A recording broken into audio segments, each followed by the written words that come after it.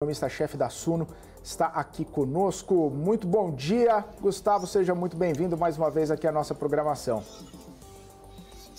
Bom dia, obrigado novamente pelo convite. Gustavo, hoje o dia é de repercutir a decisão de política monetária por parte do Banco Central. O Comitê de Política Monetária, dividido, trouxe uma redução aí de 0,25 ponto percentual. Primeiramente, eu queria entender um pouco da sua análise sobre a redução de 0,25 ponto percentual e as mensagens tidas ali dentro do comunicado do Banco Central. O que lhe pareceu? Foi uma decisão, obviamente, já telegrafada pelo mercado, mas era o que tinha que ser feito, Gustavo? Eu era do time de corte de 0,5, então eu entendo por que o Banco Central foi cauteloso ao adotar uma postura um pouco mais lenta nos seus cortes de 0,25, porque os riscos internos e externos eles aumentaram. Então, ao meu ver, é compreensível ele adotar uma postura mais de serenidade e parcimônia. A grande dúvida e a grande volatilidade que se dá ao olhar o comunicado é olhar a votação, que foi, como você bem trouxe, bem dividida. E o engraçado, e aí a dúvida se foi coincidência ou se vai ser uma postura daqui para frente, é que a divisão se deu entre os membros que foram indicados pelo governo anterior e 4 que foram indicados, neste mandato do governo. E aí fica a dúvida, né? A próxima decisão do Copom vai ser bastante interessante para entender como que vai ser a postura dos membros da atual gestão, que foram indicados pela atual gestão, vão se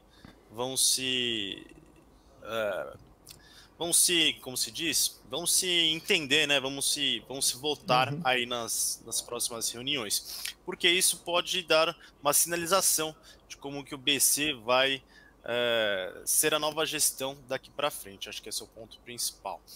Além disso, em relação ao comunicado, eu vi com um tom bastante duro, bastante hawkish, sinalizando os pontos importantes, como dúvidas em relação à política monetária norte-americana.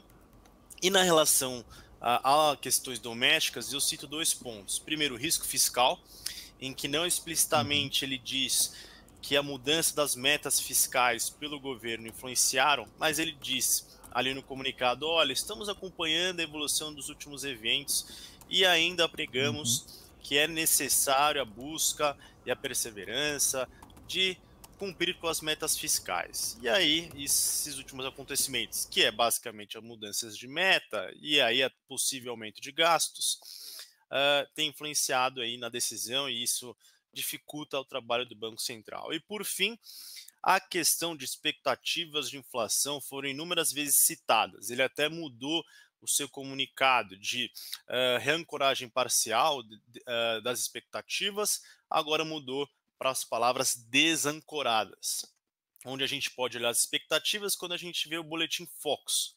Lá no Boletim Focus a gente nota que as expectativas de inflação para 2025, que é um dos principais janelas que o Banco Central está enxergando, está subindo. E as expectativas para 26 e 27, elas seguem estagnadas em 3,5. Lembrando que a nossa meta é de 3. E o Banco Central precisa que essa diferença, esse gap, diminua. Portanto, essa sinalização mais dura de percorrer a meta. E por isso o comunicado foi mais duro. E só para finalizar a minha fala, ele deixou o cenário em aberto. E eu acho que isso foi uma decisão acertada para entender a evolução dos últimos episódios, seus efeitos sobre a economia real, e assim tomar uma decisão mais calibrada à frente.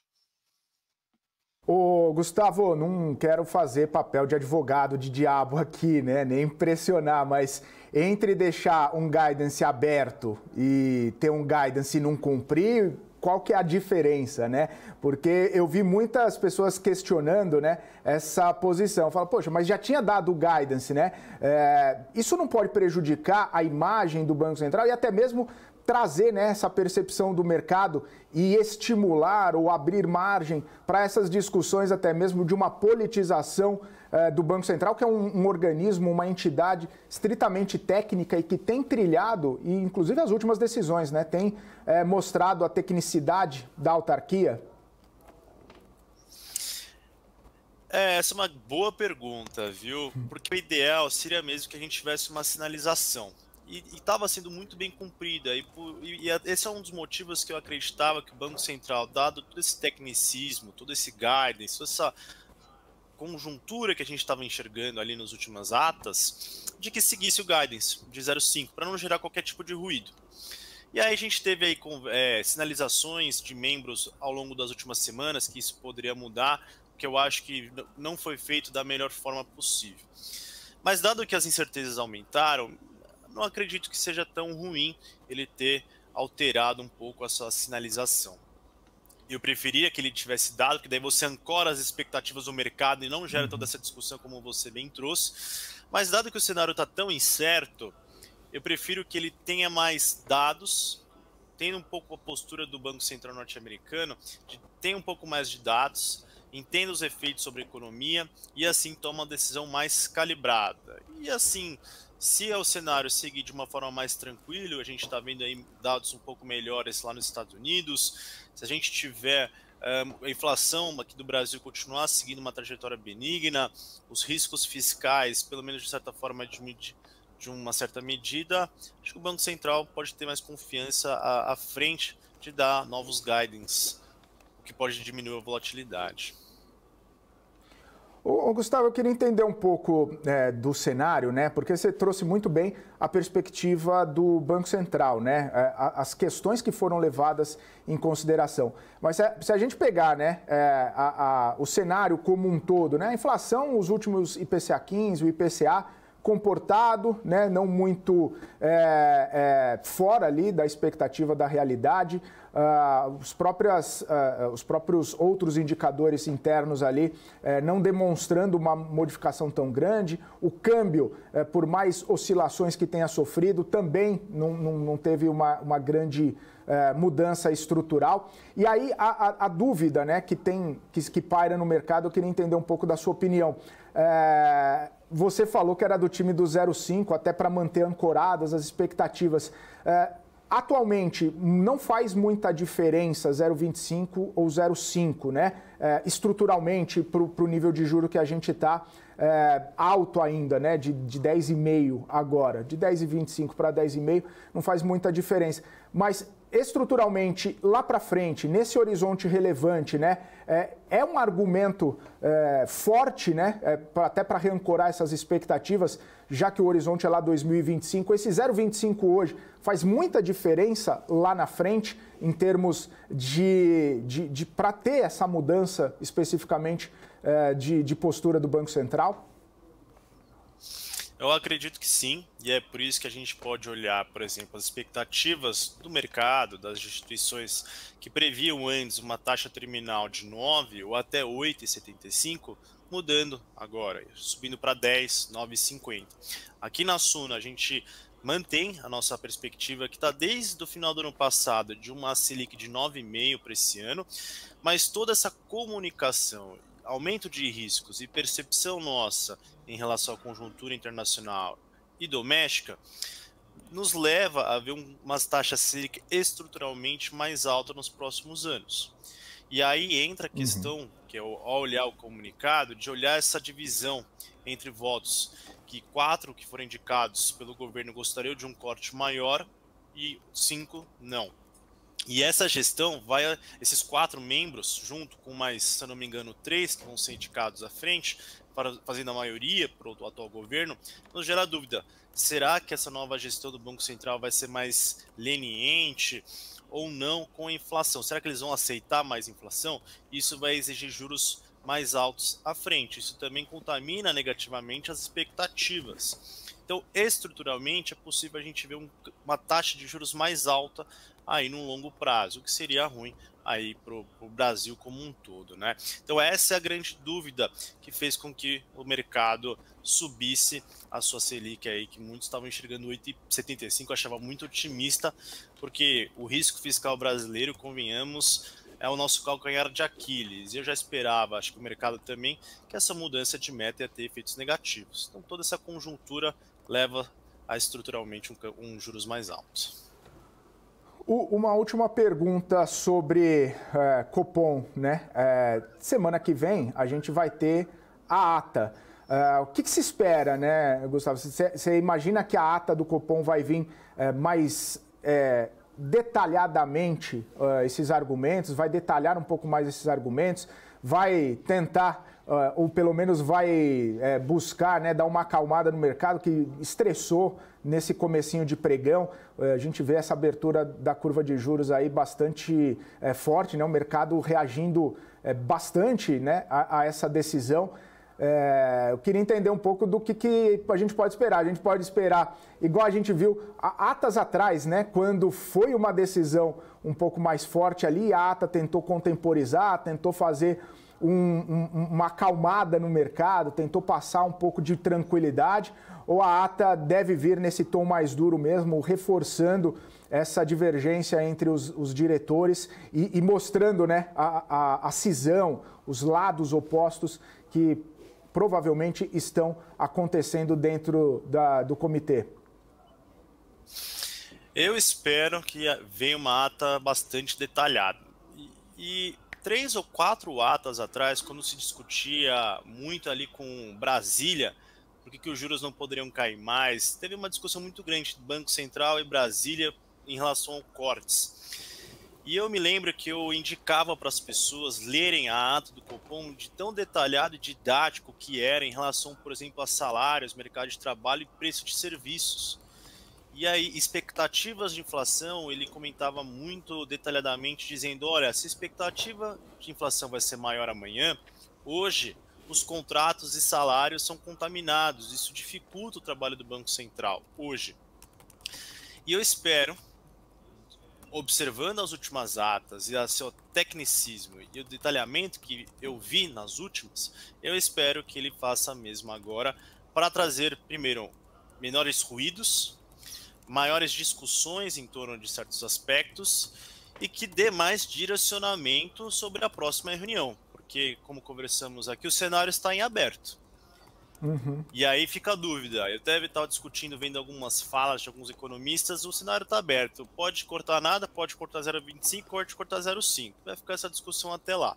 Então eu espero que com a ata a gente tenha um maior direcionamento. E assim também acompanhado de falas até o próximo Copom dos membros aí do comitê, para poder dar uma sinalização que eu acho que é o mais importante. Ô, Gustavo, a gente estava falando aqui, né, dessa movimentação toda e mudança de postura por parte do Banco Central. A gente vê algumas empresas hoje já sentindo esse efeito, né? Principalmente aquelas mais cíclicas, as que têm um cenário doméstico um pouco mais presente, né, na sua constituição ali, no seu dia a dia. A gente tende a ter, né, um cenário um pouco mais complicado, um cenário um pouco mais desafiador para essas companhias que aguardavam ali pelo menos uma manutenção do ritmo de cortes ou esperavam esse cenário ficar um pouco mais claro para se desenvolver melhor. A gente pode sentir que até mesmo nos próximos balanços ou no dia a dia de crédito das companhias, essa decisão de juros vai trazer um impacto, seja em valuation, seja em tomada de crédito, seja, enfim, na visão, né, dos investidores em relação a elas, vai tornar um cenário um pouco mais pesado para essas companhias? Acho que no curtíssimo prazo, esse movimento que a gente está enxergando de performance negativa das ações na Bolsa é muito por conta das expectativas de juros maiores à frente. Por conta dessa divisão que a gente conversou em relação aos membros que foram indicados pelo atual governo e que vão assumir uma nova gestão à frente. Se eles são mais lenientes ou não, isso, é claro, é uma suposição, a gente tem que olhar as próximas reuniões. Mas se eles foram mais lenientes, aceitarem mais inflação, para recuperar credibilidade ou evitar uma perda de credibilidade, eles vão ter que ser um pouco mais hawkish, ter os juros um pouco mais elevados. Então, essa expectativa de termos juros mais elevados à frente faz com que a curva de juros futura, por exemplo, aumente o nível na parte média para longa. Isso piora as expectativas para o futuro para essas empresas, que eu acredito que esteja fazendo com que os preços hoje venham negativos, o câmbio esteja subindo, toda essa incerteza e volatilidade. Agora, na hora de tomar crédito, financiamento, como é uma questão mais de curtíssimo prazo, você terá Selic de 10,75 para 10,50 e não era 10,25, eu acho que isso tem um efeito menor, assim, as pessoas vão continuar tomando crédito, só que a mudança é marginal. Agora, no longo prazo, a depender da taxa de juros terminal, aí eu acho que pode complicar um pouquinho, mas eu acho que vai depender muito da evolução. O que eu gosto de olhar foi um primeiro sinal. Quer dizer que esse sinal vai ser tendência daqui para frente? A gente vai ter que observar as próximas reuniões do Copom para ter uma conclusão mais clara. Ô, Gustavo, você falou bastante do fiscal, né? E aproveitando a deixa também dada pelo comunicado do Banco Central, teve toda a situação envolvendo a mudança da meta, mas também não dá para deixar de lado o esforço que o governo vai ter que fazer para auxiliar o estado do Rio Grande do Sul, para tentar reconstruir depois de que tudo, obviamente, com as pessoas ficar de uma forma, ou terminar, né, de uma forma boa ali, né, para as pessoas. Essa questão, né, de gastos e de aumento de gastos e de esforço fiscal, por mais que fique fora da meta, como aprovado pelo decreto-lei no parlamento, isso tende a dar alguma sinalização ali de que o governo pode gastar mais do que deveria, ou de que o governo possa fazer algum movimento que vá comprometer ou ter algum tipo de impacto na questão dos gastos, no orçamento, ou o governo vai tentar fazer um esforço ali para equilibrar, para tirar de um lugar e jogar para outro, para não comprometer mais ainda a meta que já está ficando fora, inclusive da meta proposta pelo governo nesse ano? Essa discussão eu tive recentemente e uma das minhas conclusões foi a seguinte: a gente tem solidariedade com o estado do Rio Grande do Sul, com o povo que está com dificuldades tremendas, mas quando a gente olha para o Brasil no longo prazo, a gente tem que entender que a gente tem uma dívida pública que está crescendo. E a melhor forma de a gente evitar um possível calote, default, que é muito difícil de acontecer, mas uma piora das contas públicas é ter uma regra fiscal, é uma política fiscal. Pode ser o teto de gastos, pode ser o novo arcabouço, mas a gente precisa de clareza sobre a trajetória da dívida. E o ponto importante é, se o governo tivesse confortável respeitando a regra, ou tivesse até um superávit nos últimos anos, tivesse confortável, mesmo com a regra fiscal, acho que a ajuda que está sendo feita para o Rio Grande do Sul não teria grandes impactos, e o governo podia seguindo ali dentro das metas. O problema é que a gente não está cumprindo com as metas, a perspectiva que não cumpre esse ano nem nos próximos. E se o governo não cumprir com as metas fiscais, tem uma série de penalizações à frente, como, por exemplo, não pode fazer, acho que se não me engano, concursos públicos, criar despesas obrigatórias, não pode dar aumento para os servidores. Então tem uma questão política também que, se ele coloca essa ajuda para o Rio Grande do Sul, que é necessária, dentro da meta, aí cai de vez o seu objetivo de cumprir com as metas. E, portanto, como você também não sabe o volume que será necessário para ajuda para a reconstrução desse estado importante, eles adotaram a medida aí de ser um gasto extra-teto, mas é um gasto, e isso vai impactar a dívida pública. Agora, no primeiro momento, eu vejo que o primeiro gasto vai ser destinado às famílias, para sustentar e possibilitar que elas se reconstruam, e um segundo momento vai ser um volume muito grande para a reconstrução da infraestrutura, saneamento, rodovias, estradas, e aí a gente vai ver o impacto disso. Ao nosso ver, a gente não consegue ver, dizem 1 bilhão, tem mais as emendas, vai se impactar, mas ao ver não tanto a dívida. Mas de qualquer forma, se a gente tivesse contas públicas bem equilibradas, a gente não teria essa discussão se está dentro ou fora do teto. E aí, num longo prazo, acho que isso seria mais benéfico. Ô, Gustavo, ainda nesse tema, eu tenho uma pergunta para você. A gente está vendo justamente essa discussão aí das dívidas dos estados, mas é o time, né? É hora de falar disso. A gente está numa tragédia aí ambiental, uma catástrofe natural, com chuva, com enchente, com uma grande preocupação nas vidas humanas. E aí vem essa tentativa de relacionar o fato extremo, né, com uma dívida que não é de hoje, né? Essa dívida não existiu por causa da chuva, ela não começou agora por causa disso. É o melhor momento de se debater isso? A gente não está errando no time? Acredito que sim, né? Acho que no fundo deviam fazer um comitê grande, resolver o problema logo, tem que aprovar o que tem que aprovar, foca onde tem que focar, não criar, por exemplo, PECs ou medidas extraordinárias que não tem nada a ver com o Rio Grande do Sul. E até voltando um pouquinho para a pergunta, né, passada, o grande problema é que se começar a colocar jabutis nessas medidas, nesses projetos, aí mesmo que a gente pode ter problemas maiores no futuro. Que não deveria ter, a discussão devia ser focada no Rio Grande do Sul, construção, vamos fazer uma reavaliação da dívida e vamos resolver a vida das pessoas, vamos mobilizar, que eu acho que muitas pessoas estão se mobilizando, então eu acho que não deveria existir qualquer tipo de polarização e sim uma ajuda imediata.